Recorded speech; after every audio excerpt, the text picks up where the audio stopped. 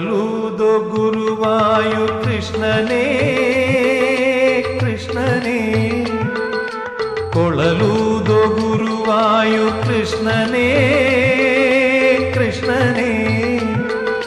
ಜೇನಂಥ ಅತಿ ಮಧುರ ಸಂಗೀತ ಸುದೆ ತಂದ ಹಾಡಿನಲ್ಲಿ ಆ ದಿವ್ಯ ಲೋಕವ ಸೃಷ್ಟಿಸುವ ಪರವಶವಾಗಿಸುವ ಗಾಯಕನೇ ನಾಯಕನೇ. ಕೊಳಲೂದೋ ಗುರುವಾಯು ಕೃಷ್ಣನೇ ಕೃಷ್ಣನೇ.